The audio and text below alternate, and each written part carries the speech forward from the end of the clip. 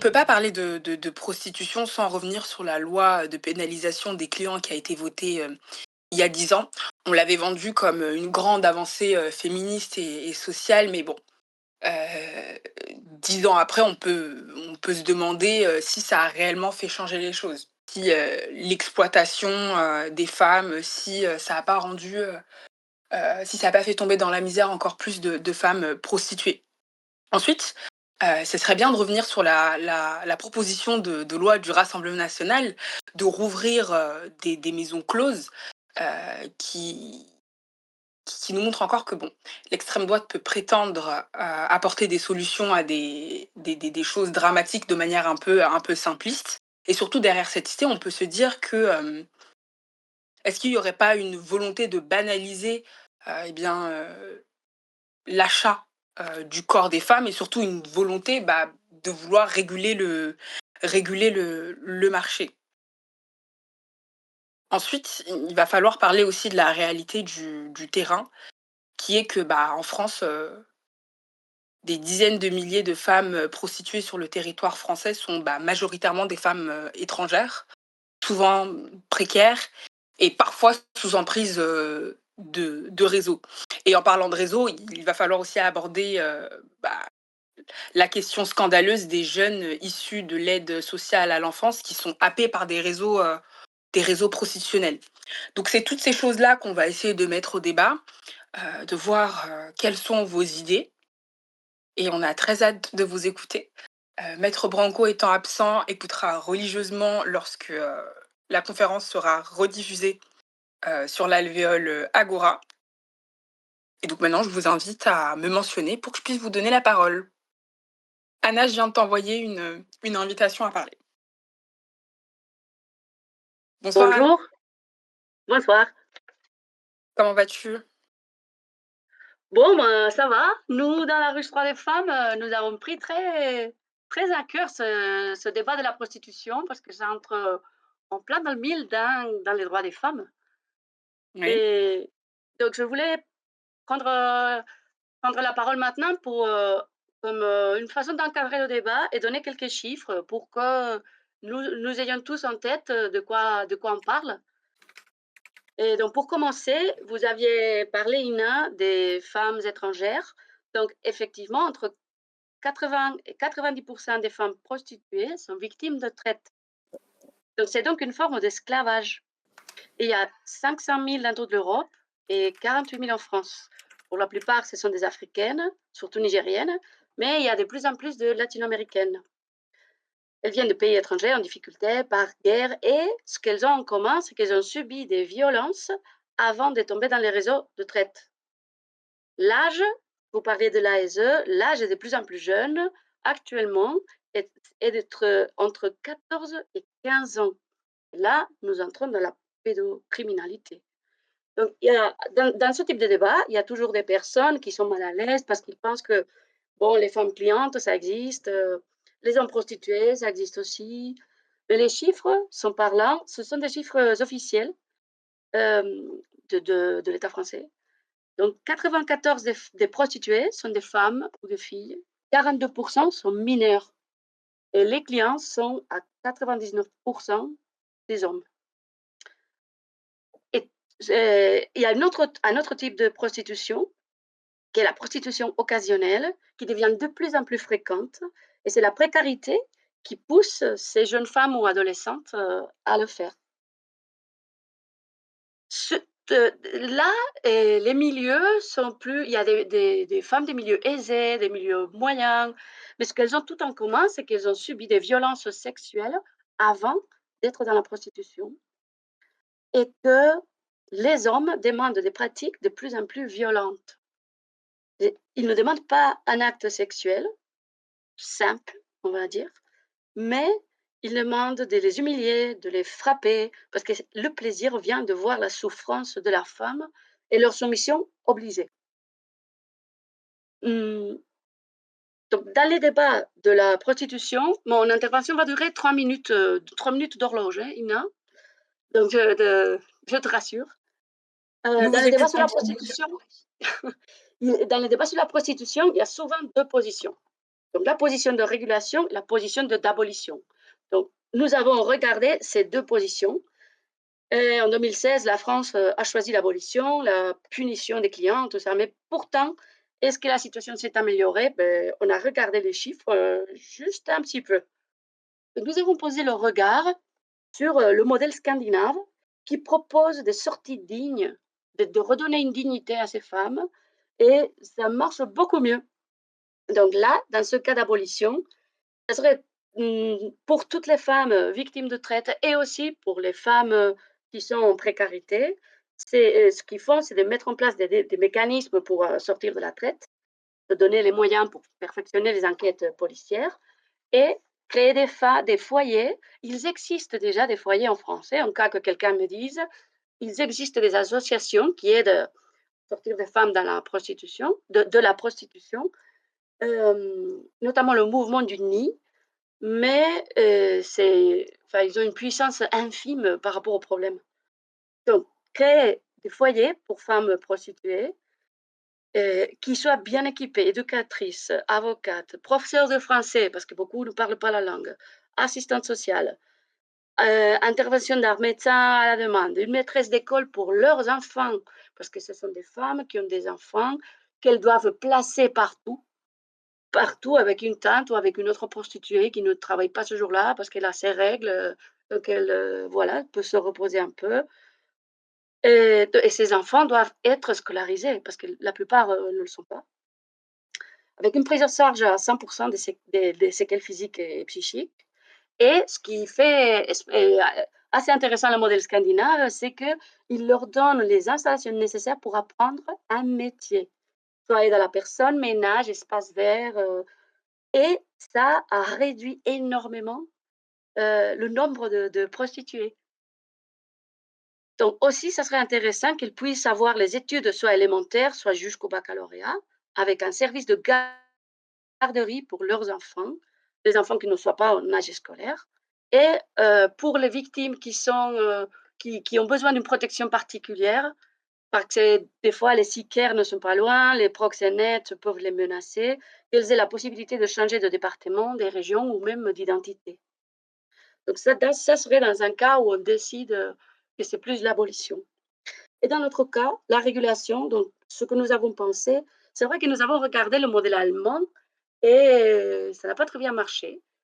Mais bon, dans tous les cas, si en France on choisit la régulation de la prostitution, ça devrait être avec, des endroits, un statut, déjà un statut de travailleur indépendant, seulement à partir de la majorité. Elles aient la possibilité de s'organiser en groupe sous une forme légale à définir pour, pouvoir avoir, le droit à louer un bâtiment propre, sain et avec la sécurité nécessaire pour prévenir les violences, qui est un fléau chez ces femmes. Donc respecter scrupuleusement le droit à l'IVG, prise en charge du suivi médical, formation de la police, combattre, le stigmate et dans tous les cas, le proxénétisme resterait toujours interdit. Donc ça, c'est dans les on s'est mis dans les 2 positions possibles. Mais on a tendance à se cibler sur les victimes et on parle très peu d'agresseurs. Donc ou des clients, on va dire des prostitueurs. Déjà dans les rapports officiels, on commence à parler des prostitueurs, que c'est pas la même chose que proxénète. Le prostitueur, c'est le client. Et donc là, il y aurait des choses à faire à court terme, enquête, poursuivi en justice des réseaux, parce que ce sont des réseaux énormément puissants.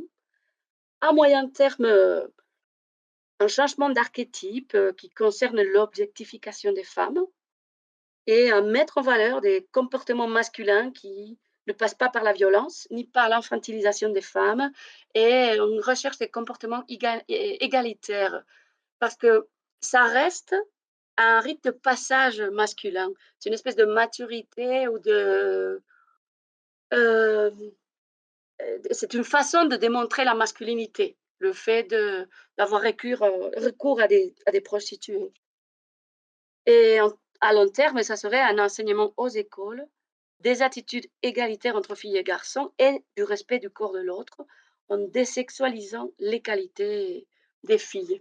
Nous avons d'autres propositions, mais je ne vais pas me enfin aller plus loin. C'est vrai qu'en France, il y a 20 d'hommes qui utilisent les prostituées. Je pense que c'est un chiffre qui est un peu faussé parce que parce que les bordels de la frontière en Espagne sont remplis de Français. Donc je me dis que c'est pas qu'en France, parce qu'il faut les Français vont en Thaïlande aussi, vont dans d'autres pays, donc ça peut fausser un peu, ces chiffres. Donc pour vous dire, nous avons consulté les chiffres de l'Observatoire national des violences faites aux femmes, la mission interministérielle pour la protection des femmes et le site web du Mouvement du Nid et des Amicales, du Nid et d'autres sources, mineures. Donc et une chose très curieuse, c'est que quand j'ai voulu consulter des sites contre la prostitution, vous imaginez les annonces qui sont sorties sur mon internet? Beh, justement, des annonces d'escort girls et des prostituées. Merci de m'avoir écoutée. Merci beaucoup pour votre riche intervention. Heu, Azuki, vous souhaitez, réagir ou, nous donner Entendez? votre avis? Ça va? Oui, on vous entend. OK. Alors j'ai pas vraiment d'avis, parce que moi ça serait sur, plus en amont en réalité qu'action. C'est plus au niveau par expérience personnelle, de vie et par mon impression aussi et je vois ça plus pour, donner des schémas de pensée, en amont vis-à-vis surtout de la jeunesse. Alors, je vais commencer par un cliché. C'est-à-dire que la prostitution, c'est connu que c'est le plus vieux métier du monde. Je ne pense pas qu'on puisse l'abolir ou l'arrêter de quelque manière. Alors potentiellement réguler comme, l'a dit la précédente intervenante, sur, via des maisons closes ou autres, ça peut être des idées de débat. Moi je pense plus par rapport notamment on parlait de l'ASE, que j'ai côtoyé de près parce que j'étais en foyer jeune travailleur avec des jeunes de l'ASE entre autres. Je travaille également dans le milieu scolaire et mon constat c'est plusieurs choses. Premièrement, je pense qu'on a un problème de morale vis-à-vis des jeunes, que ce soit hommes, femmes, jeunes garçons, jeunes femmes. Déjà avec une espèce de sexualisation ouverte, globale, c'est-à-dire notamment dans notre époque, avec les réseaux sociaux, voilà, moi j'ai eu des expériences de partage de vidéos, de choses où c'est beaucoup plus accessible, des fois peut-être même via des films, hein, et pas forcément des films pornographiques ou autres. Ça, c'est le premier schéma de pensée, c'est peut-être se focaliser sur la morale au niveau de la jeunesse, je dirais. Parce que, on peut être ouvert, mais à quel degré peut-être? Parce que déjà ça, c'est le premier pas d'une espèce de sexualisation de la jeunesse. Heu, je dirais, bon après il y a d'autres lois, hein, on peut parler des lois, je crois c'était quoi? Evars, je sais plus. Où là on peut rentrer même dans un cadre, peut-être, enfin voilà, un petit peu plus triste et sombre. Et de par mon expérience, il y a aussi donc on en a parlé de la précarité. On peut noter la précarité étudiante parce que effectivement il y a aussi une explosion à ce niveau-là. On voit tous les étudiants, les étudiantes qui font la queue, il y en a certains qui se prostituent. Alors j'ai pas fréquenté de prostituées, hein, je précise, mais on a tous, je pense, dans nos villes, des coins, qui sont plus ou moins connus. Moi, j'ai déménagé et je suis tombé par hasard en plus dessus et c'est vrai que des fois, on voit des gens qui n'ont pas du tout le profil et c'est un peu triste. Donc il y a ce niveau-là aussi peut-être en prenant pas un seul schéma, en se disant: «Bah, c'est peut-être juste de la violence, hein, moi j'ai pas de solution à ça». C'est plus donner, comme je disais, donner des idées, mais, alors je reprends mon ordre d'idée, mais plus peut-être, isoler les problèmes de base avant même que qui poussent ces jeunes femmes ou ces jeunes hommes à passer à l'acte de prostitution. Effectivement, il y a un cadre de réseau, mais il y a aussi des fois, j'ai eu pour expérience, par exemple, une jeune fille, collège, 15-16 ans, qui était, sous notre «tutelle» quoi, entre guillemets, et qui elle, enfin, elle savait déjà qu'elle allait faire ça. Donc pour, être précis, je suis dans le nord de la France, on est frontalier avec la Belgique, 16-17-18 ans.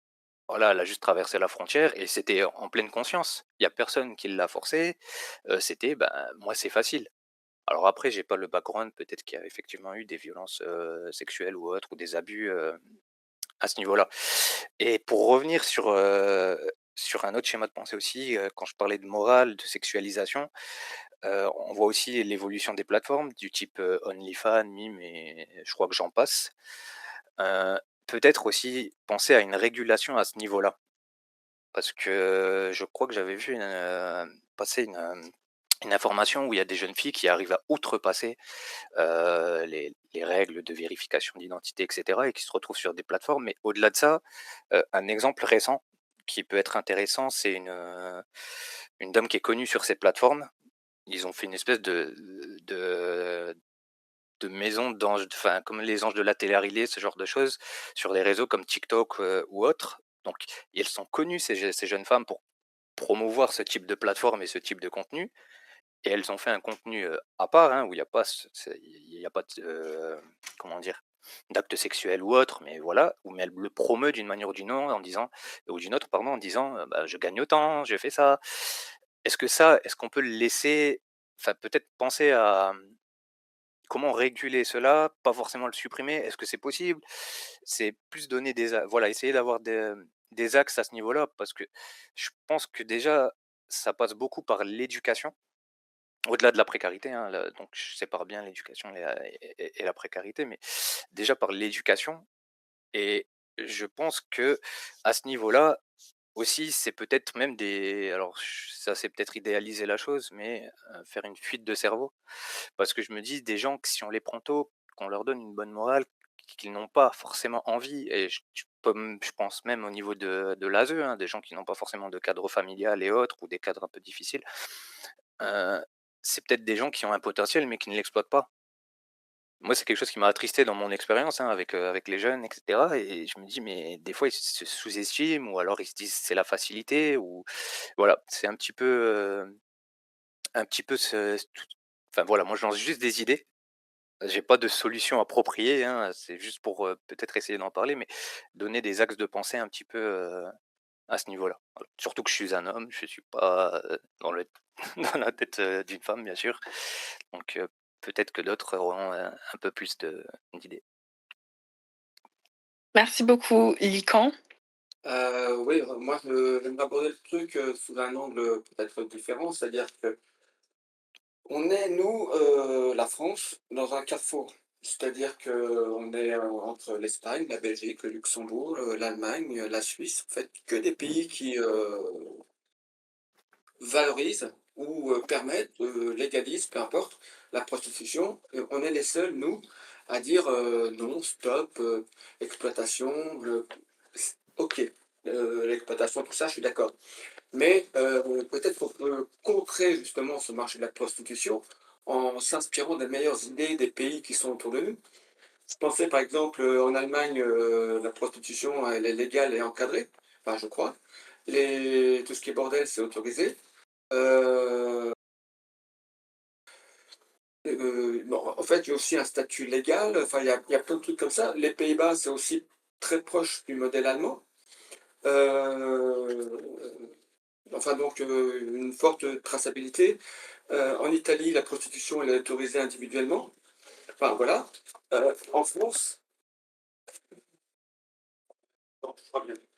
En France, nous, on se dit, si on pénalise la demande, la prostitution, elle disparaît. Mais en fait, la demande, ne disparaît pas, elle se déplace. Comme on disait tout à l'heure, sur, internet, les réseaux sociaux, tout ça. Du coup, il y a une, vraie invisibilisation et puis, donc, les personnes les plus vulnérables, ben, restent, isolées. Donc, ce qui pourrait être intéressant, c'est un statut hybride, c'est-à-dire créer un statut spécifique avec une protection sociale, un revenu minimum par exemple, ou possibilité de refuser d'être suivi aussi, pourquoi pas, ça aussi on peut le permettre. Il faut aussi permettre un accès anonyme à la santé, pas forcément obligatoire parce que là aussi on risque de perdre du monde. Avec une stratégie qui va dire anti-clandestine. L'incitation à rentrer dans un système légal, la protection réelle, y compris pour les sans-papiers. Si on met en place des maisons closes en France, et ça, politiquement, c'est encore très très mal perçu, parce que forcément, il y a une levée de bouclier, tout ça. Les maisons closes en question, il faudrait qu'elles soient encadrées par des licences strictes, avec des contrôles fréquents. En fait, un peu comme on faisait dans les années 50, dans les années 60, quand on les a fermées, ça a été quelque chose, on a mis tout le monde dans la rue et du coup, tout le monde était dans la rue.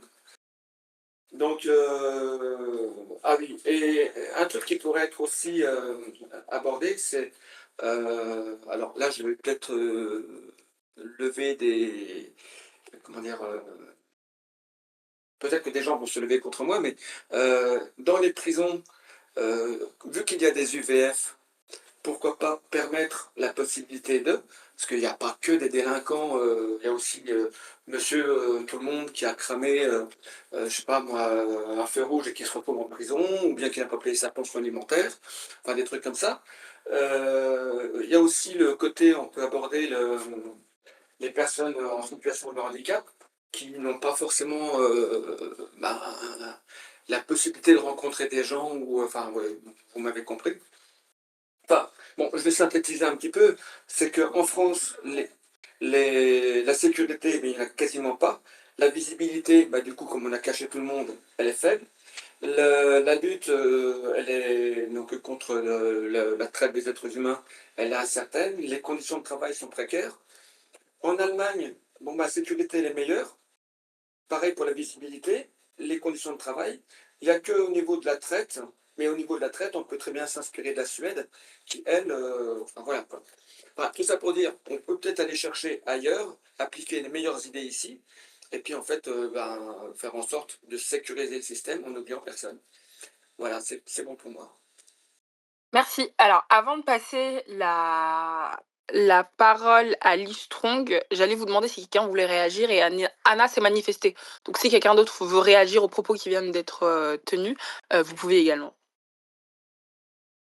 Oui, je voudrais réagir parce que Lycan disait que l'Espagne et les Pays-Bas, ce sont des pays qui permettent la prostitution. Alors, en Espagne, la prostitution, le proxénétisme est interdit et la prostitution individuelle est permise, mais les bordels sont interdits. Vous voyez comment est la frontière, mais en théorie, ils sont interdits. Donc la théorie et la pratique, c'est pas la même chose. Après une protection sociale, oui, voilà, pourquoi pas. Donc le modèle allemand, pour moi, est encore pire pour les femmes parce que oui, elles ont une visibilité, mais la mafia reste en place. Il n'y a eu aucune mesure prise contre la mafia. Donc les affaires pour les hommes d'affaires proxénètes vont beaucoup mieux, mais les femmes n'ont eu aucun d'autre droit. Et maintenant, elles sont même mises en concurrence par la loi du marché. Il y a des remises pour les chômeurs longue durée, il y a des remises fin Noël, enfin, c'est dégueulasse de voir tout ça, de voir ces femmes comme de la viande. Donc, le modèle allemand, je ne crois pas. On peut faire une régulation, mais je ne crois pas dans ce sens-là.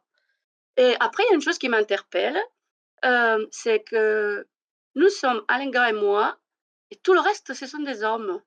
Enfin, ce sont des hommes qui interviennent, qui interviennent et qui demandent la parole. Moi, je voudrais faire un appel à toutes les femmes qui sont en public, parce que nous sommes à peu près moitié-moitié, s'il vous plaît, les femmes ont quelque chose à dire sur ça, parce que l'image de la femme prostituée nous concerne à toutes les femmes. Ça donne une image de je ne suis pas une, non, je ne suis pas une pute. Nous passons la moitié de notre adolescence à dire je ne suis pas une pute. Donc, je pense que les femmes, là, nous sommes toutes concernées. Je voudrais que les femmes prennent la parole. Merci. Je voudrais juste réagir, si c'est possible, justement à Anna. Allez-y. Euh, Après, je vais alors, devoir je sais dérouler la parole dans le sens pas, des mots. ça sera très bref, mais je voulais juste faire attention à ce genre de discours où on dit faut pas penser que les femmes. Enfin, bon, je suis un homme, je me pense légitime déjà en tant qu'humain de parler, hein. Comme je disais, je me mets pas à la place d'une femme, mais il faut faire attention à pas faire d'amalgame sur, bah, c'est des femmes qui font ça majoritairement, du coup, voilà, c'est représente les femmes. C'est pas vrai, parce que si on regarde, on peut avoir, des tueurs en série qui sont majoritairement des hommes, par exemple, enfin, je dis au hasard, ça fait pas tous les hommes des tueurs en série, ils nous représentent pas. Donc peut-être essayer de modérer un petit peu pour, essayer de rester stable et d'élever un peu le débat. Après que des femmes prennent la parole, oui, et idéalement même une femme peut-être qui l'a vécu ou qui a envie, qui a envisagé de se prostituer. Voilà. Merci. Pardon, pas Lican, Livestrong. Bonsoir à toutes et à tous. Bonsoir. Oui, j'ai une petite analyse que j'aimerais, pour laquelle j'aimerais donner lecture, mais je voulais savoir si, déjà je verse sur l'analyse de Madame Anna qui a restructuré un peu la genèse et pas mal de choses, et puis sur les autres intervenants. Mais avant de me lancer, je voudrais savoir, est-ce qu'il y a des femmes comme l'a souhaité Madame Anna qui voudraient prendre la parole? Il y a seulement Alenga là pour l'instant sur la tribune, mais il me semble que là je vois pas d'autres personnes. Il y a d'autres personnes qui ont levé la main, mais je ne l'aurais pas fait monter pour l'instant. Je les ai pas fait monter pour l'instant, pardon. D'accord. Donc, je vais vous donner lecture du texte. Alors, c'est un texte qui pourra servir après de piste de travail, mais j'y ai mis des éléments dans le cadre général et je vais le partager volontiers après avec les référentes euh, des droits des femmes. Donc, je me lance. Peut-on légitimement aborder la prostitution sans d'abord nommer l'esclavage? Point d'interrogation. Notre société qui proclama jadis le droit de l'homme, mais refusa toujours d'étendre ce socle aux femmes, n'a jamais promulgué les droits de la femme. De ce machisme assumé naissent toutes les formes de commerce, et la prostitution est taguée comme le commerce du sexe. Elle sert et dessert les élites anciennes, actuelles, tout comme les prochaines, car au principe du mal, il y a des droits de l'homme qui exclut la femme, l'exposant aux usages qui réjouissent l'esclavagiste, l'homme. Par un subterfuge malsain, après des soubresauts, des abolitions et rétablissement de l'esclavage en France, celui-ci a fait de la femme, issue des civilisations des Lumières, la détentrice majoritaire des biens humains issus de l'esclavage. Car, il faut le rappeler, sous le régime esclavagiste, la femme déclarée non civilisée et issue des continents des ténèbres, à part l'illustre Colbert, était réduite à l'état de bien meuble, ne méritant même pas au passage l'appellation honorifique de titre exceptionnel de prostituée. Celle-ci d'origine contrôlée était réservée aux seules femmes issues des territoires où la civilisation des Lumières avait vu le jour, et celle-ci attentionnée et bienveillante plus créait ce qu'on a appelé le troussage de bonnes, le viol de ménagères, acté et autorisé par les différentes assemblées de ces territoires, et la fameuse abolition de l'esclavage, pourtant proclamée, n'a pas effacé cette hiérarchie raciale. Elle l'a reconduite en racialisant désormais la pratique de la prostitution qui perdure depuis des siècles jusqu'à nos jours. D'un côté, les femmes toujours plus ou moins non civilisées, issues des continents des ténèbres, comme ça est appelé, désormais émergents, et de l'autre côté, celles des très civilisées, issues des continents dits d'hyper-développés. Ironie du sort, cette femme actuelle, qui hier, issue de la civilisation des Lumières et aujourd'hui hyper-développée, ayant bénéficié d'une gloire éphémère à l'abolition de l'esclavage humain, des non-civilisés, des ténèbres, devient sous la domination machiste la première propriétaire de sa propre mise en esclavage. Et la maison close n'est que le miroir de cette acceptation. Ainsi, sous les oripeaux de la liberté, de l'égalité et de la fraternité, la prostitution, toujours et partout, n'est que l'esclavage humain continué par d'autres moyens. Le propriétaire déclaré peut être une femme, l'esclave reste une femme et le maître reste l'homme.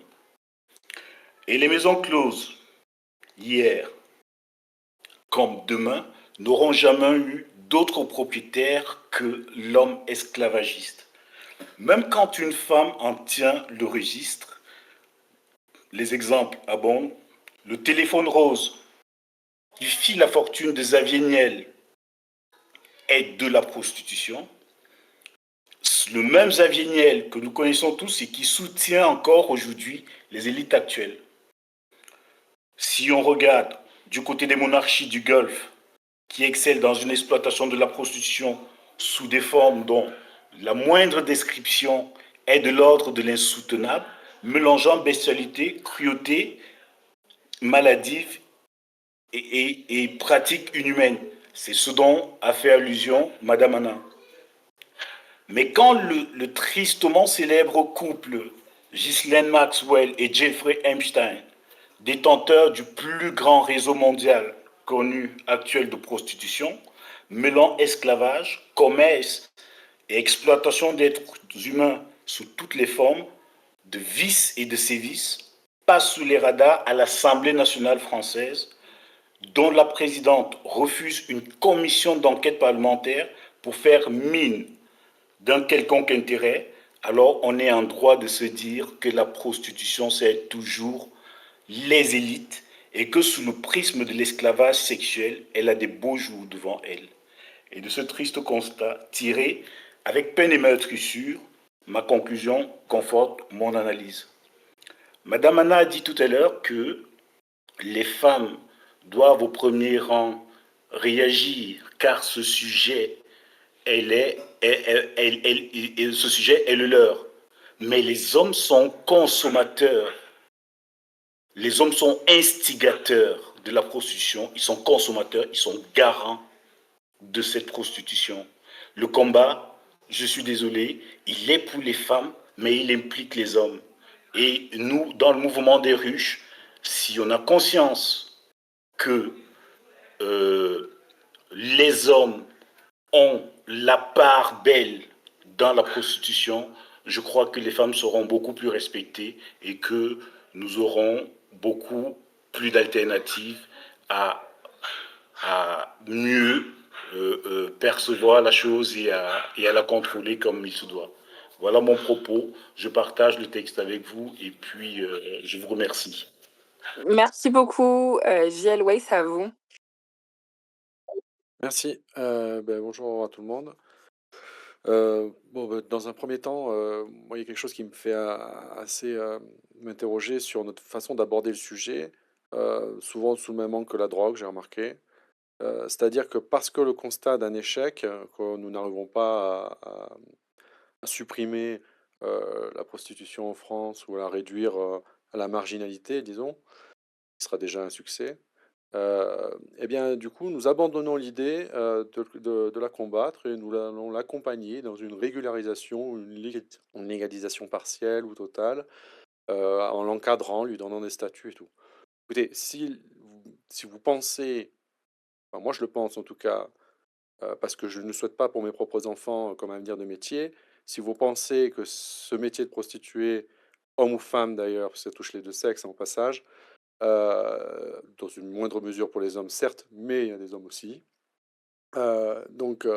Si vous pensez que c'est pas bon, et là, je reprends les propos qui ont été tenus par le collègue juste avant, avec son texte qui est très bien écrit sur l'esclavagisme des corps, hein, tout simplement.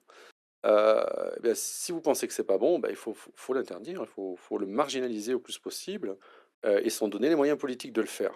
Voilà. Moi, la grande question, c'est que les moyens politiques, ils n'y sont pas. Et en partie, le collègue juste avant a dit pourquoi, hein. Il y a des réseaux intriqués avec des réseaux, des politiques et des mafieux, qui sont de toute façon intriqués de la même façon, que ça soit pour la drogue ou la prostitution. Donc il y aura pas d'action politique réelle tant que nos politiques seront en bisbise avec les mafieux. Donc ça, c'est une évidence. Donc vous pouvez les légaliser ou pas, ça changera rien.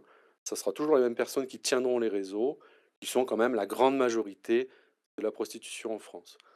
Donc, pour ne pas abandonner l'idée de supprimer la prostitution, je vous renverrai, par exemple, au crime, hein, ou au viol. Euh, Jusqu'à preuve du contraire, dans la loi, c'est interdit de violer et de tuer.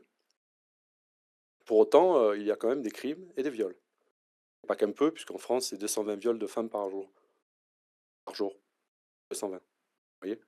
Donc, si on faisait le même raisonnement que pour la drogue ou la prostitution, si on vous suivait, en fait, dans ce raisonnement-là, on dirait, ben, peut-être qu'il va falloir légaliser ou régulariser le viol en France parce qu'on n'arrive pas à l'éradiquer, vous voyez?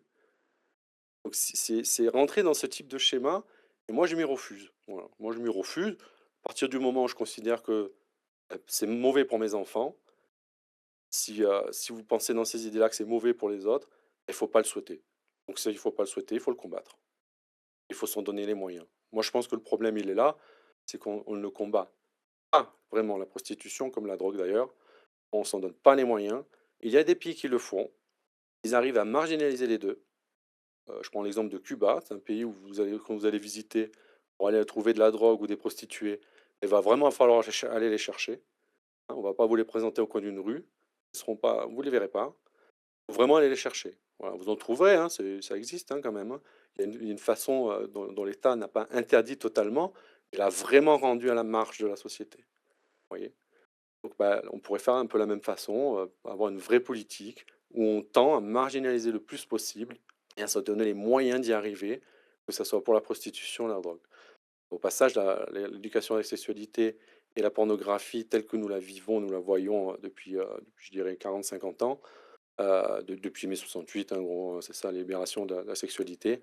On a un vrai problème avec la sexualité en général dans notre société, puisque maintenant on est plus lié à une consommation sexuelle qu'à un lien. Et là, je nous renvoie à nos plus grands poètes, dont Paul Éluard par exemple. Quand vous le lisez, c'est pas la même chose qu'un film de pornographie. Hein.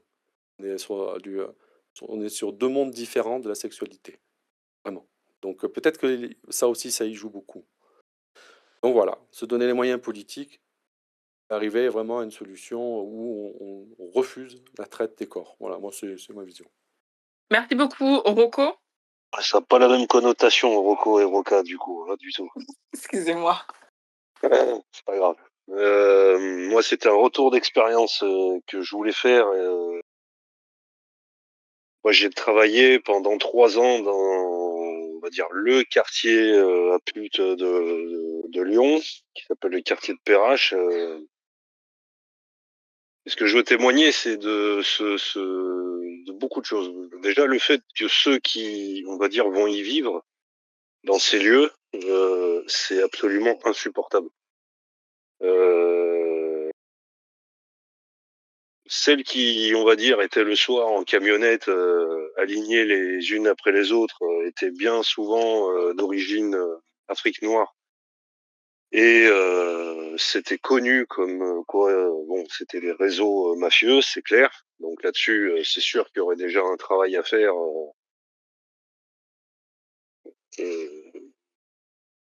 Bon, on a quand même, surtout à Lyon, des exemples qui ont bien montré que la police était dans le coup. Donc forcément, ça va être compliqué, mais ça rejoint un peu ce que les intervenants précédents ont dit. Hein, c'est que ça représente tout un réseau. Un des gros problèmes déjà, c'est la demande. Moi, je me suis souvent baladé et étonné de voir le genre de profil qui pouvait s'arrêter pour consommer.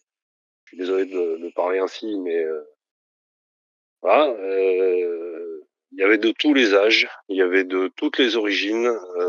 Il y avait même des trucs assez choquants parce que il y avait même des religieux dans tout ça. Donc bon. Et ce que ça amène, quoi. Toute cette partie mafieuse autour, on la voyait. Ils étaient assez discrets, mais ils étaient en bagnole, ils passaient souvent. Il y a les pervers qui se mettent au milieu de tout ça pour essayer de regarder un peu puis se branler derrière un arbre et tout ça. C'est à la vue de gens qui doivent vivre dans un quartier à peu près normalement. Donc là, on a la maman qui va chercher sa petite fille à l'école et puis qui, quand elle rentre dans l'allée de chez elle, bah là, dans l'allée, elle va retrouver quelqu'un qui est en train de se faire une fellation par une prostituée. Et ça, sa petite fille le voit en live devant elle. Ils ont beau essayer de chasser, de faire tout ce qu'ils peuvent, rien qui a été efficace. Le seul truc qui a été efficace, c'est quand ils ont détruit une bonne partie de ce quartier pour reconstruire des commerces et compagnie. C'est le quartier de Confluence à Lyon, et où là, du coup, la prostitution s'est déplacée dans d'autres endroits, mais n'a jamais été éradiquée. Donc, pourquoi elle s'éradique, s'éradique pas, c'est parce que déjà, il y a la demande. J'étais frappé de voir mais des queues, des bouchons de voitures qui, un peu de la même manière du quartier rouge à Amsterdam avec les vitrines, mais là c'était dans des camionnettes.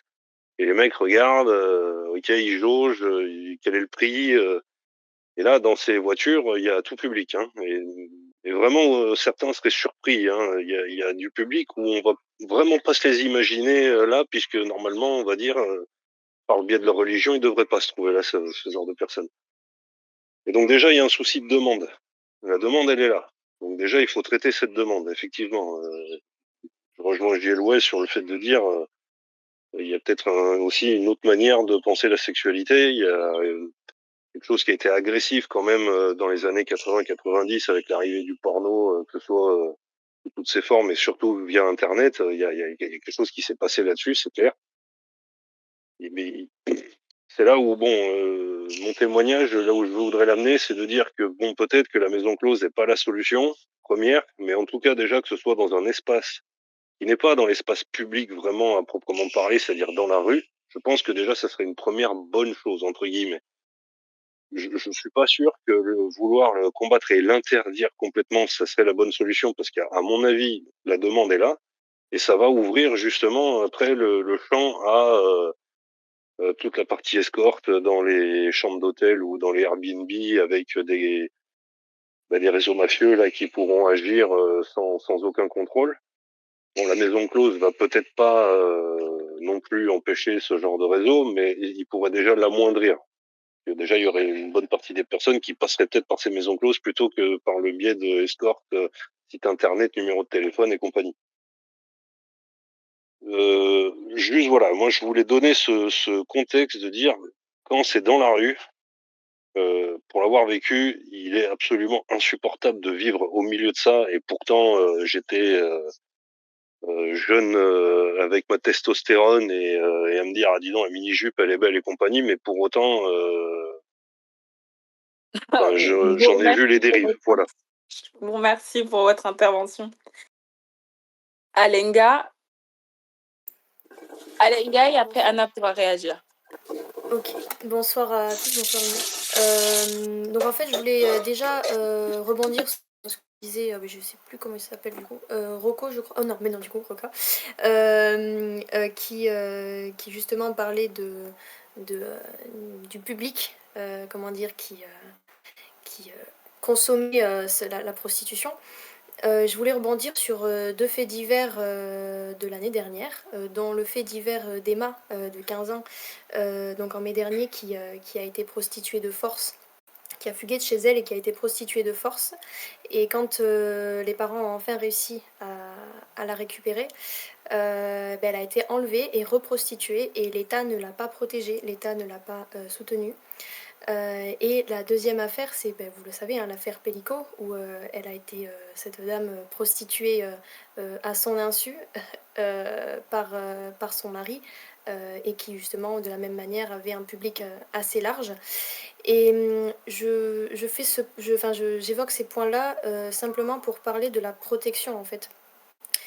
Je pense que on est arrivé à un stade justement d'hypersexualisation et justement de consommation du sexe en France, sachant que nous sommes tous conscients que ce genre de sujet, ce sujet-là spécifiquement, est totalement nié par la totalité ou en tout cas une grande majorité des Français parce qu'on n'assume pas la sexualité, même si il y a de l'hypersexualisation, etc. Il y a quand même une grande majorité des personnes qui n'assument pas. Il y a quand même énormément de clubs échangistes, etc.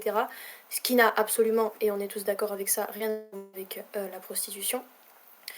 Tout ça pour dire que les femmes qui sont aujourd'hui prostituées, bien qu'il y ait aussi des hommes, sont des femmes qui, je pense beaucoup, et je pense qu'Anna pourra le confirmer, déjà ont dû vivre énormément de traumatismes et se retrouvent dans des situations où les perspectives pour leur avenir, en fonction de leur âge, mais même quand on est jeune, ça peut être des fois compliqué d'avoir une perspective d'avenir,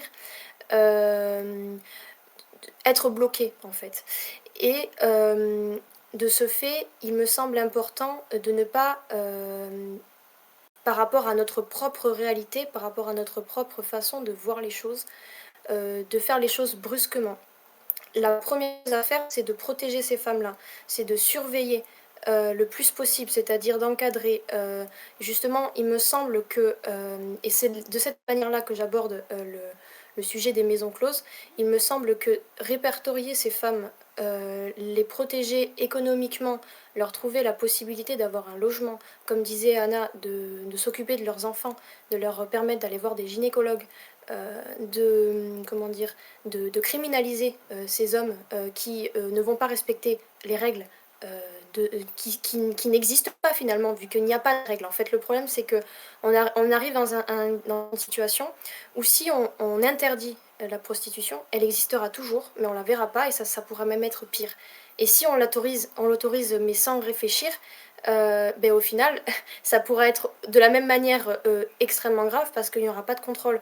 Donc à mon sens, il est important de viser la tempérance, de protéger ces femmes et ces hommes aussi, hein, à ce niveau-là, leur permettre de, si elles n'arrivent pas, parce qu'on ne peut pas aider quelqu'un qui aussi ne veut pas être aidé, si cette personne-là fait le choix de continuer, si justement nous mettons en place des organismes pour les protéger, qu'elles font le choix de continuer, au même titre que des femmes et des hommes sont acteurs et actrices porno, ils font le choix de l'être, ils font le choix d'utiliser leur corps pour leur travail, et je pense que le plus important, c'est de leur donner une dignité, parce que le souci en France, et je pense dans énormément de pays, c'est on leur enlève leur dignité au travers justement de ce que disait tout à l'heure Liv Strong, je crois, sur l'esclavage.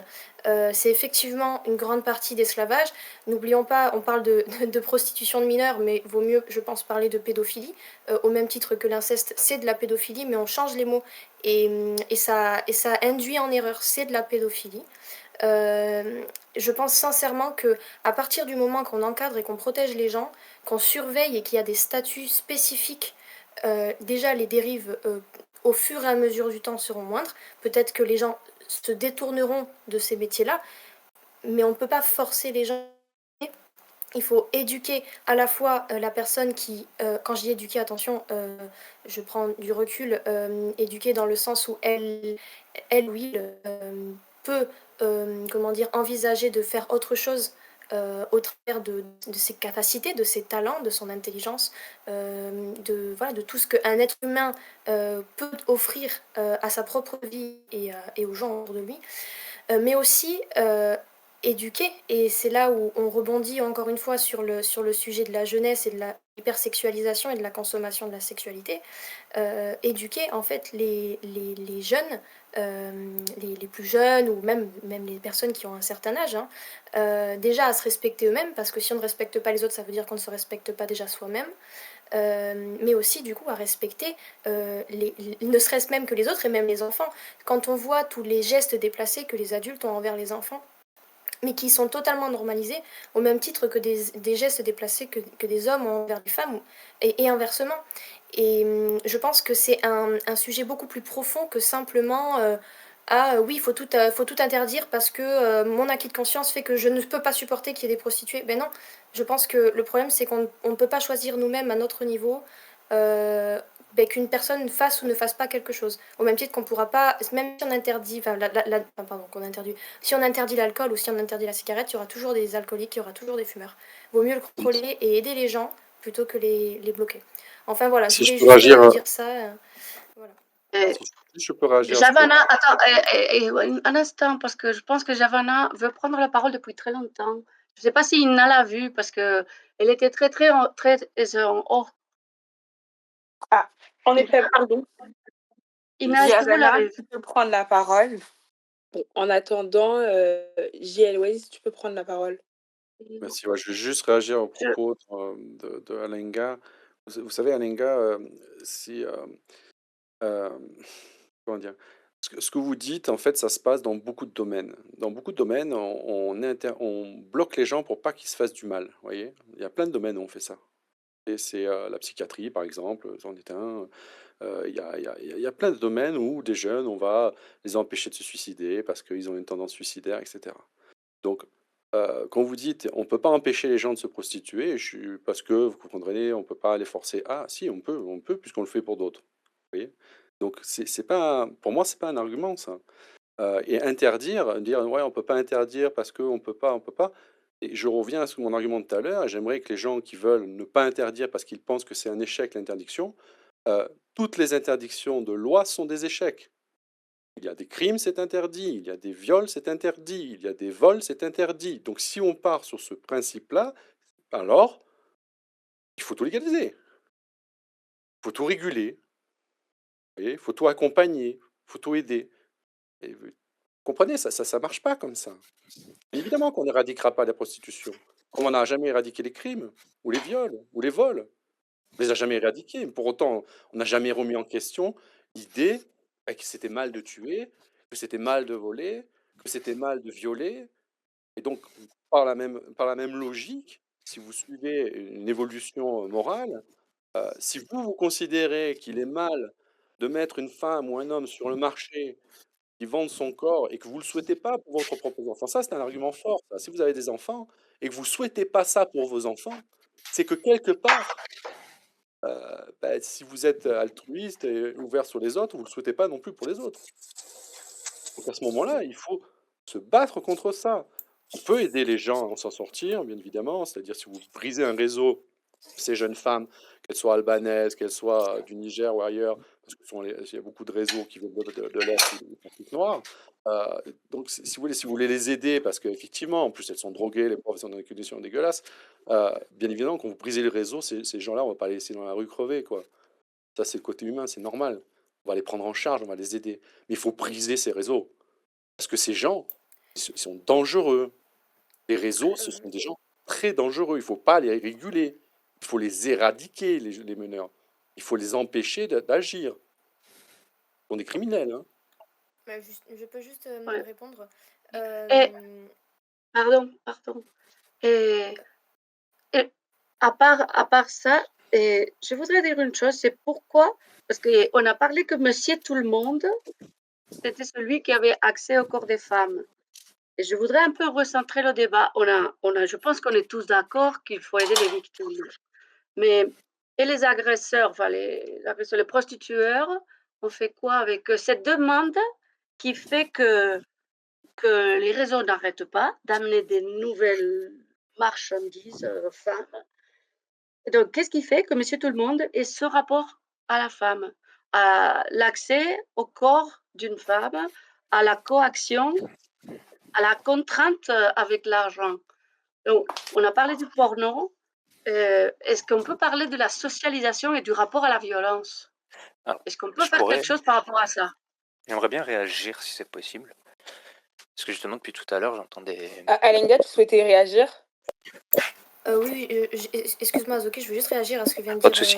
JLE. Oui, je suis d'accord, effectivement, qu'on ne souhaite pas, comment dire, la prostitution à son voisin. Et encore une fois, bien évidemment, et heureusement que je souhaite que les réseaux soient démantelés.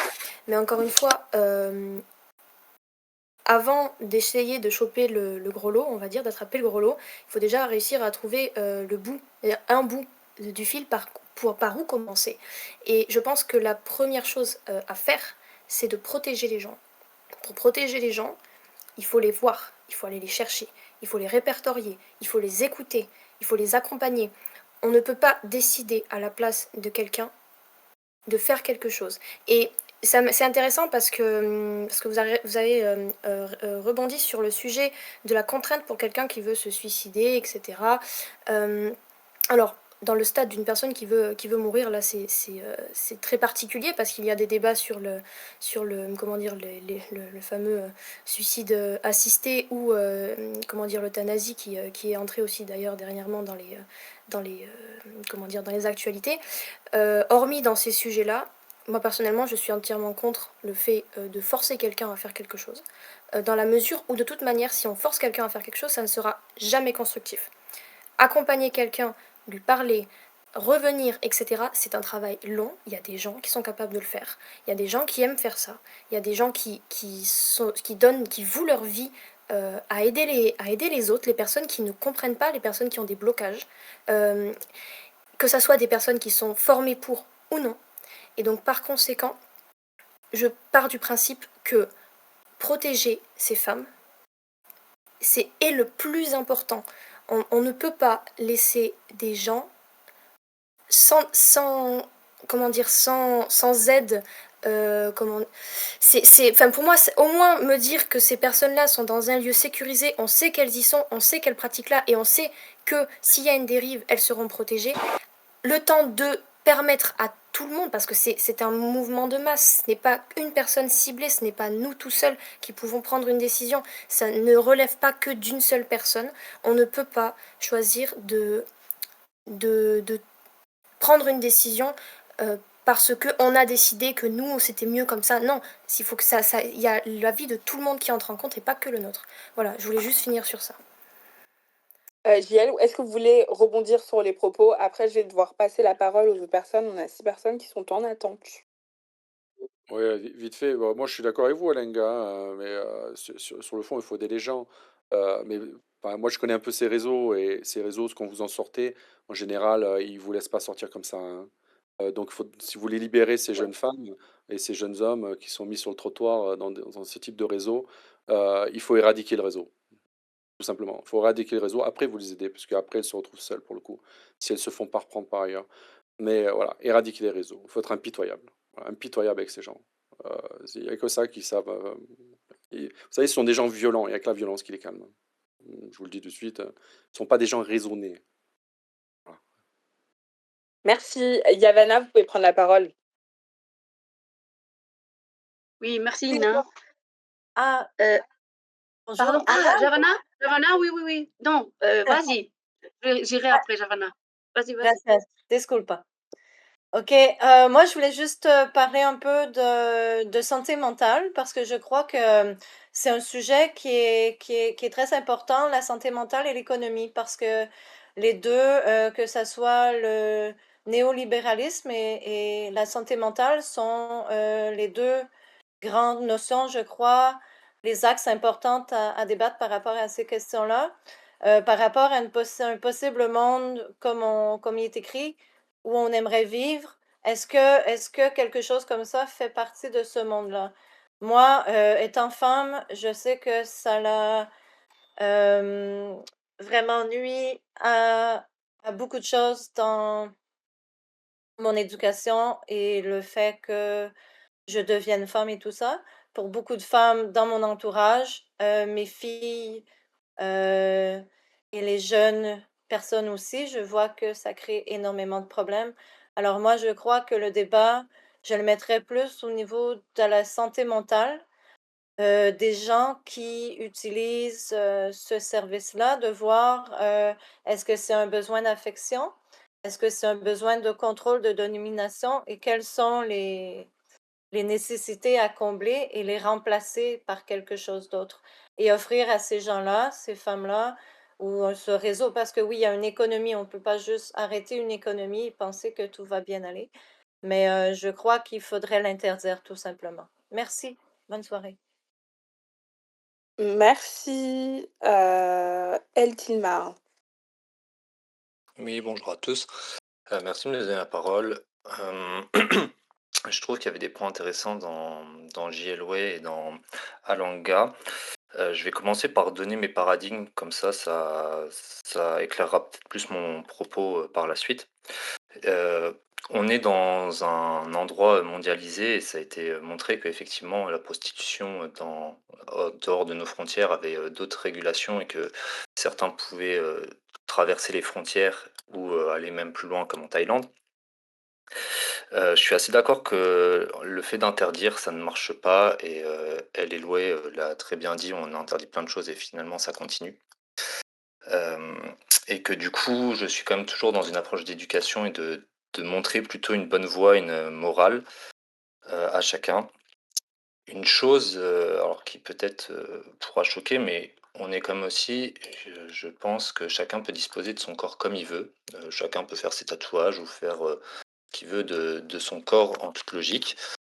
Et du coup, bah, ça entre aussi dans le cadre de la prostitution et je vais finir.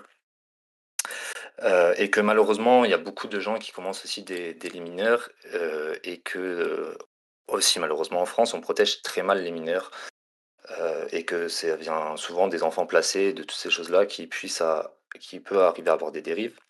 Et je suis aussi d'accord que les réseaux qui entraînent ceci et qui sont aussi dans la drogue ou dans les armes ou dans d'autres choses sont très violents et qu'il faudrait absolument les stopper. Et que la plupart de l'argent de ces réseaux qui permettent les meurtres et autres viennent de la drogue et de la prostitution. Je voulais faire aussi, revenir sur le fait que un viol ou un meurtre et cetera, on l'interdit et on n'a pas à l'autoriser et j'en suis tout à fait, d'accord. Sauf que quand on fait un vol, ou un viol, on impose quelque chose à quelqu'un d'autre, tandis que la prostitution, si on serait amené à la légaliser, la réguler ou l'accompagner, je ne sais pas comment on voudrait le faire, il faudrait que la personne dispose de son corps et soit, en tant entre guillemets «libérale» et qu'effectivement, ça soit pas les réseaux qui prennent, la possession des maisons closes et que ça soit plutôt quelque chose, encadré par la France. Alors il faudra faire, avancer peut-être les mentalités ou réussir à bien l'expliquer, mais que en fait, ça soit, entre guillemets «un service public» et que ça soit géré par, l'État. Comme par exemple, si je dérive sur les drogues, il y a un système comme aux Pays-Bas où c'est, en gros les cartels qui l'imposent, encore et un système comme à l'Uruguay, où l'État gère de la production, du cannabis jusqu'à la vente et tout ça avec des codes barres et tout ça est régulé. Et je pense qu'à partir du moment où on essaye, de la dépénaliser comme certains, l'avaient dit ou enfin de l'encadrer, je ne sais pas comment voir le bon mot et qu'est-ce qui conviendrait, en fait à la majorité de ce débat, même si moi je serais plutôt pour, une sorte de légalisation. Et ben, en fait, cet argent-là, on va pouvoir, l'utiliser pour, éduquer, aider et sensibiliser à la chose et utiliser cet argent pour aller dans la morale qu'on souhaite et que je pense qu'effectivement la morale qu'on souhaite, c'est que, heu, les gens n'utilisent pas leur corps à des fins sexuelles et que plutôt que la sexualité soit, quelque chose d'entre 2 personnes qui ont, un attrait l'un pour l'autre, à un moment donné ou, pour toute une vie. Et que du coup, en, permettant de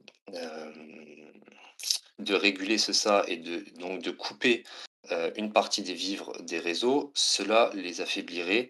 Le fait qu'il n'ait plus cette masse d'argent qui rentre via la prostitution et que, comme un monsieur parlait de Lyon et que c'est des endroits où c'est à l'air libre et que effectivement déjà ça, ancre des images qui sont pas bonnes pour, nos enfants qui le voient et qui défavorise des quartiers et du coup, incombe à tout le monde cette chose-là et qu'effectivement de pouvoir le mettre dans des endroits où on le sait et où, il peut avoir une certaine régulation et un contrôle, de ceci. Donc voilà, c'était à peu près mes idées et juste pour revenir sur la chose de Cuba, effectivement, je pense que c'est très dur, mais Cuba, c'est une île et c'est une île qui est sous embargo. Donc forcément, tout est beaucoup plus compliqué et tout est beaucoup plus facilement, contrôlable. Voilà, c'est tout. Merci. Cathy, vous pouvez prendre la parole. Et je voudrais prendre la parole, si c'est possible. Bon, On j'attends. a beaucoup d'interventions et il commence à se faire tard. Je vais juste prendre, un peu tout le monde et après je peux vous redonner la parole. J'y vais? Oui, vous pouvez y aller. OK. En fait, moi, je voulais, surtout parler de par rapport à tout ce que j'entends depuis tout à l'heure, moi, j'ai pas vraiment d'avis, hein, prostitution, enfin, j'ai mon avis à moi qui est, bah, non, la prostitution, c'est pas bien, faut pas y aller, mais c'est tout. Après, j'ai pas d'idée de s'il faut l'interdire, s'il faut la réguler, s'il faut en fait, je sais pas. C'est quelque chose dont je ne sais pas et en fait, ce que je constate depuis tout à l'heure, c'est que ça fait, c'est un effet toile d'araignée, en fait. C'est qu'il y a énormément de choses autour de la prostitution. La preuve, hein, c'est qu'on n'arrive même pas à rester sur le débat de la prostitution. On part sur le débat de, la pédophilie, de la drogue et cetera. Donc voilà, on voit que, bah, c'est comme une toile d'araignée, qu'il y a beaucoup de choses autour et en fait, est-ce que, ça serait pas, combattre en fait, de recenser un peu toutes les causes qui nous emmènent, à, avoir autant de prostitution chez nous, dans notre pays. Hem, je sais pas comment, hein.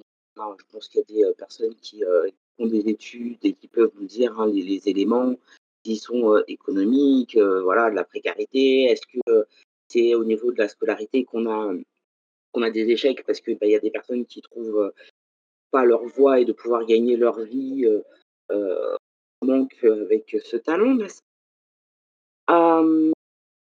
et voilà, après, de la banalisation, avec les réseaux, avec, cette idée de fantasme interdit, des frustrations. Ah bon, on a peut-être eu un problème technique. Manu, vous pouvez y aller. Bonsoir, merci de m'avoir donné la parole. Je vais essayer de pas être trop longue, vu qu'il est déjà tard. Mais, pour rebondir, bah, ça rebondit très bien sur ce que disait Cathy. Pour moi, la prostitution, finalement, est-ce que ça ne serait pas que, les conséquences de ce système dans lequel on se trouve aujourd'hui? Ce que j'appelle un petit peu une ère de domination encore, des hommes, où en fait on justifie encore nos activités humaines par la domination, depuis, bah, voilà, depuis depuis toujours, je crois, surtout depuis la mondialisation, ça s'est exacerbé. Aujourd'hui, la prostitution, c'est très lié au marché noir. Bah, on l'a vu avec, l'affaire Epstein, mais voilà, enfin, il y a encore tellement d'autres affaires, pas seulement reliées avec la prostitution directement, mais aussi avec, la pédocriminalité, avec juste des conflits d'intérêts, avec juste des scandales financiers, enfin bref, des choses qu'on ne peut plus décompter. Donc gros problème avec, juste, la garantie de nos institutions, tout simplement. Donc en fait, finalement, est-ce que tout ça ne serait pas relié à, ce grand changement de paradigme qui serait de définir ce système de domination, qui est lui-même, exacerbé par, ce système capitaliste qui nous pousse à toujours, consommer plus et surtout toujours plus déléguer des parties de nos vies à de la consommation, donc qui nous fait perdre notre souveraineté, petit à petit. Peut-être les premières choses à faire, je dis pas qu'il faut pas, enfin les priorités pour l'instant, c'est peut-être de gérer les victimes, donc des campagnes, enfin là, j'ai aucune idée de la manière de faire. Il y a plein de gens qui sauront mieux que moi. Mais se concentrer sur les victimes tant qu'on ne change pas de paradigme et l'idée, c'est vraiment de redéfinir un plan stratégique déjà pour notre pays, pour savoir vers où on va. Parce que là, actuellement, bah, il y a déjà plus d'industrie, donc il y a aucune déjà perspective, en fait, d'avenir pour, les générations. Donc comment, en fait, faire sortir les gens des réseaux de prostitution sans même, en fait, leur proposer une alternative puisqu'il y a plus que des bullshit jobs et puis, et puis voilà, pour de moins en moins de choses concrètes qu'on fabrique en France. Donc déjà, peut-être ça réglerait, ça tirerait tout le monde vers le haut de retrouver, de redéfinir une stratégie, redéfinir les métiers dont on a besoin, les formations qu'il faut booster, revoir le système d'éducation aussi. Il y a, forcément aujourd'hui on traite les enfants, bah, comme des enfants. Est-ce que c'est pas un problème? Est-ce qu'on ne devrait pas les traiter en tant qu'êtres humains en formation? Peut-être que du coup, ça nous donnerait une autre vision de la manière de leur donner les armes pour, voilà, poursuivre finalement l'évolution, de leur citoyenneté, leur vie, tout ça. Heu voilà, donc c'est juste, ce que je voulais te dire, grosso modo. C'était un peu fouillis, désolée pour, pour tout ça. Non, on a tous réussi, je pense, à vous comprendre. Merci. Jérémia, vous pouvez prendre la parole.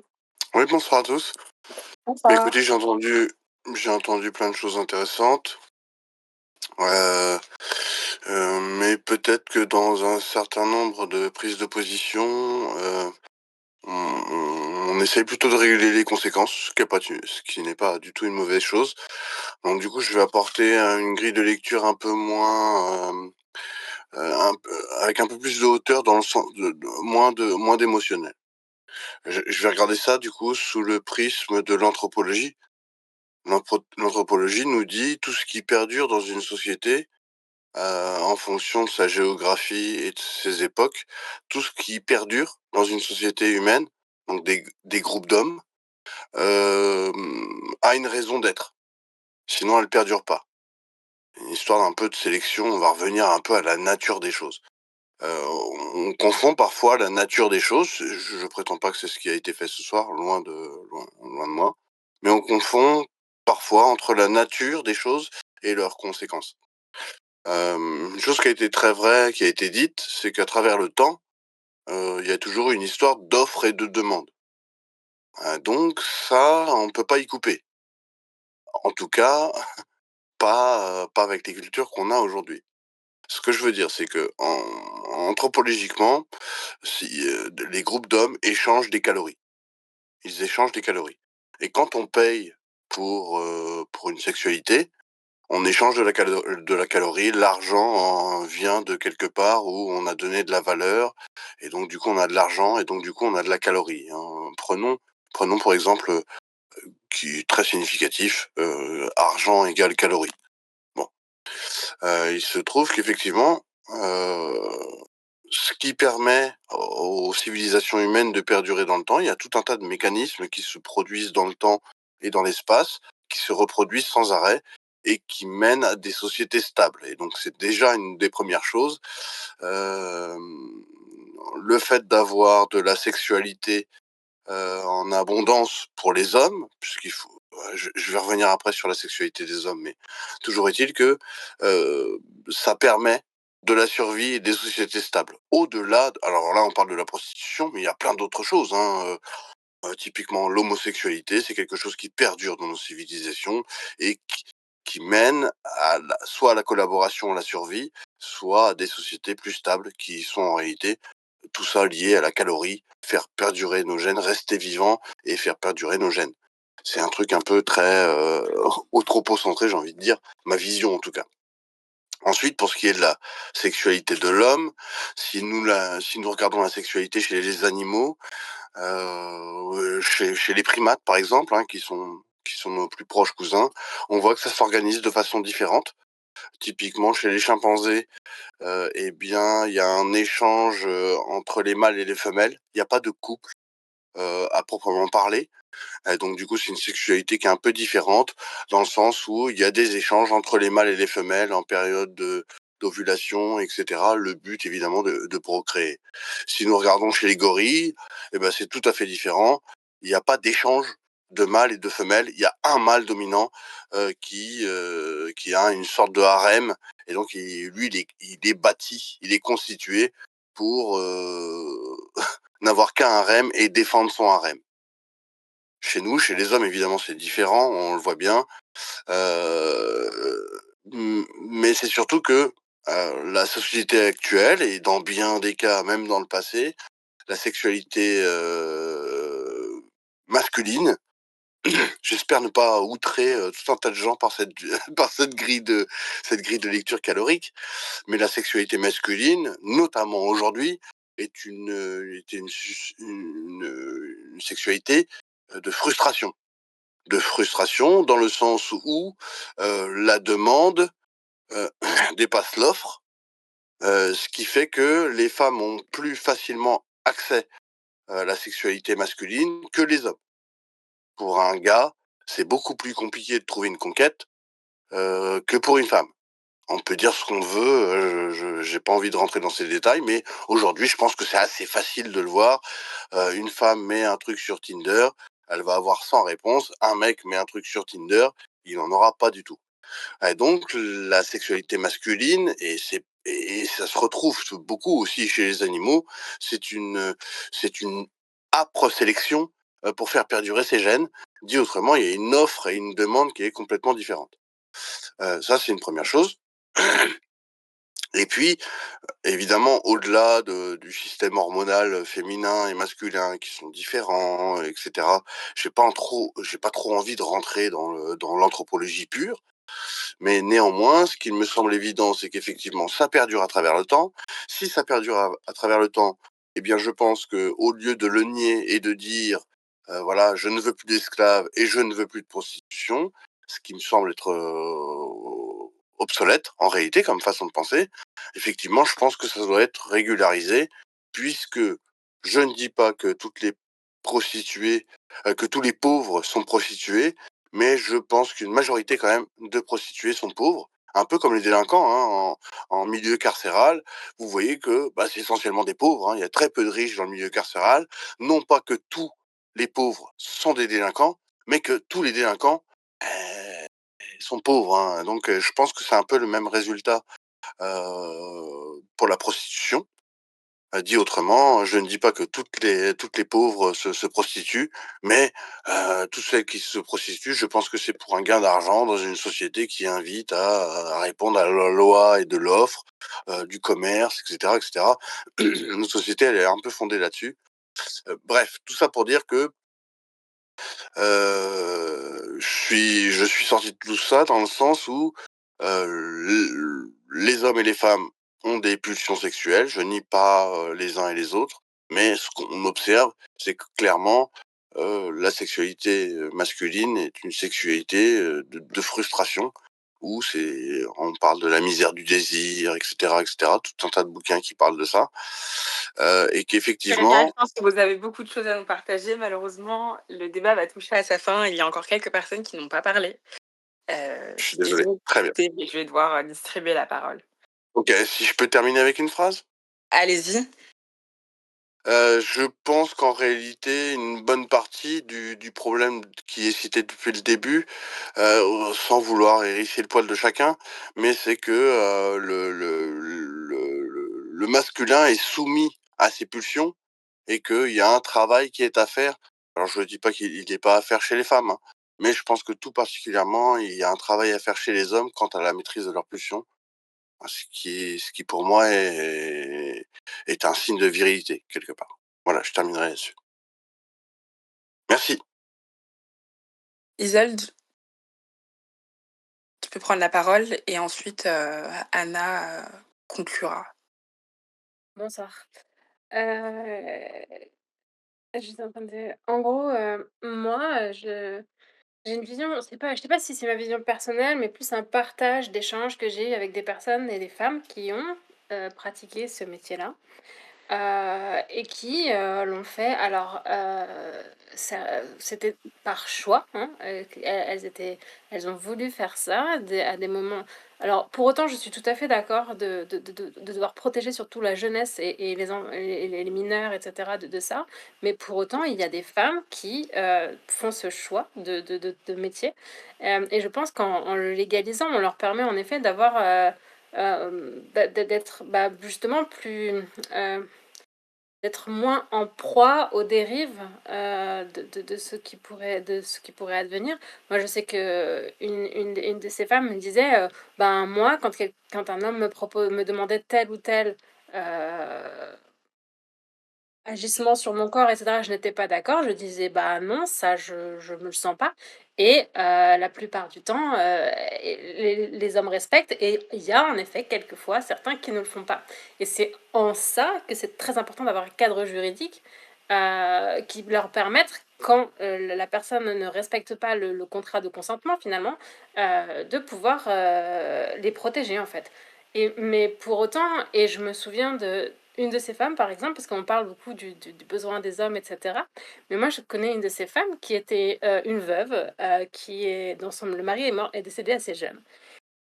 Et elle a dit: «Moi, j'ai besoin de me sentir désirée, je suis désolée», et elle a fait ça pour ça, parce qu'elle avait envie de se sentir désirée, envie de faire ça et et c'était très enfin, entre guillemets, elle a eu la chance d'avoir des clients qui étaient ma foi respectueux et elle a fait ça pendant 1 an et demi, je crois, puis elle a arrêté et c'est vrai que c'est très important de protéger les femmes des réseaux de proxénétisme, mais il faut comprendre que, c'est justement si elles sont seules et cetera, qu'elles risquent de tomber dans ces réseaux parce que ces réseaux font appel à la violence et qu'elles seules, elles peuvent pas forcément se défendre contre ça.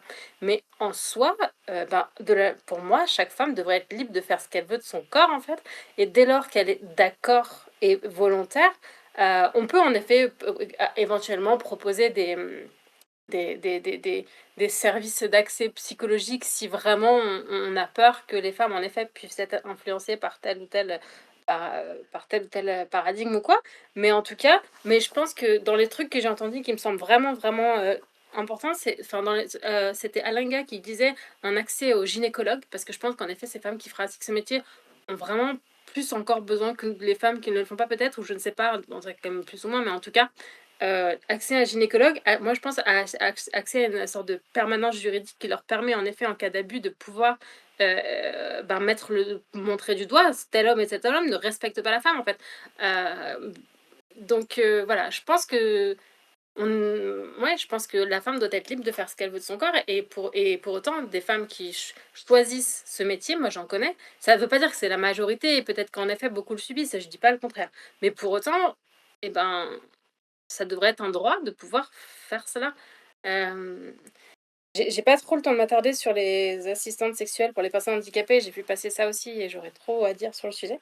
Mais en tout cas, je pense qu'au contraire, plus c'est légalisé, plus elles ont des moyens de se protéger, en fait. Si c'est illégalisé, bah, au final, il y a aucun recours et elles sont vraiment livrées à elles-mêmes, d'autant plus dans la rue, d'autant plus et c'est un cadre sain dans un besoin où, certes, l'homme est en demande, mais la femme accepte, ben ou même inversement d'ailleurs, parce que je raisonne dans ce sens-là, mais ça peut être l'inverse, ou ça peut même être 2 hommes entre eux, enfin peu importe. Et ben, l'idée c'est pas de les blâmer, de les juger ou d'en avoir peur, c'est vraiment de se dire: «Bon, OK, ils sont tous les 2 d'accord, tous les 2 consentants, et ben, essayons de mettre des limites». Pas de la même façon qu'il y a des mots de sécurité dans le BDSM, des trucs où tu dis: «Bon, bah, là, il y a un contrat machin, si c'est pas respecté, la femme peut se protéger ou peut-être montrer peut-être qu'il va y avoir dans ce cas de figure des hommes qui vont ressortir à chaque fois dont le nom va ressortir parce qu'en effet, ils respectent jamais les limites, imposées par la femme, je sais pas. Donc voilà. Mmh. Petit lynx juste avant, Anna et tout le monde pourra aller se coucher. Oui, bonsoir. Oui, moi, je voulais dire que je pense que une femme qui se prostitue, c'est vraiment par choix. Je pense que c'est vraiment très, très rare. J'ai l'exemple en tête d'une prostituée célèbre, enfin, de film pornographique plutôt, qui s'appelle Katsuni et ses parents lui ont proposé de faire toutes les grandes écoles et en fait, elle a choisi, elle ne voulait faire aucune grande école et elle a choisi, d'apprendre, enfin pour elle connaître c'était voilà, l'acte sexuel donc elle a vraiment fait ce choix-là qui est assez particulier, mais je pense que c'est très, très rare et voilà et moi ce que je tenais à dire, c'est que quand il y a pas de réel consentement, de la femme, c'est qu'en fait il y a le problème de dissociation, c'est-à-dire qu'une femme, qui fait un acte n'est pas n'est pas forcément amoureuse et voilà, le corps, enfin, il y a des réactions qui peuvent arriver, qui sont, je sais pas, il peut y avoir des vomissements, enfin des problématiques comme ça. Donc c'est quand même pas des actes qui sont, innocents et donc bon, pour répondre aussi à Jérémia, je pense que qu'un homme viril serait un homme qui répond à toutes ses pulsions, je pense pas du tout. Je pense qu'il doit se construire et qu'il doit justement, se contenir parce que heu, c'est pas du tout viril de ne pas apprendre à gérer, en fait, ses pulsions et en fait, je voulais finir aussi avec ce point-là, j'avais entendu, je ne sais plus trop où, c'est qu'un médecin parle du problème de la circoncision chez les hommes, qui, quand elle est faite, trop tôt, peut, désorganiser certaines hormones. Alors je n'ai pas tous les détails en tête, hein, je ne sais plus. Et du coup, en fait, le fait de toucher à la partie la plus sensible d'un être humain, peut effectivement, quelque part le désensibiliser et donc le pousser à la violence. Donc il y a aussi ça en fait, je sais pas, c'est une question qu'on pourrait se poser. Est-ce que la circoncision, pourrait même mener à des actes de guerre ou de violence? Enfin voilà, donc j'ouvre là-dessus. Anna, je vous Je laisse me finis. conclure. Merci. Merci pour votre intervention. Mmh, donc je voulais juste rappeler que la prostitution est fondée sur une écrasante différence de pouvoir entre l'homme client et la femme qui se prostitue et le plus souvent est une esclave victime de traite. Donc dans ces dernières minutes, on est passé un peu sur l'anecdotique, une femme, qui était consentante, une femme qui voulait le faire, mais une femme qui voulait le faire.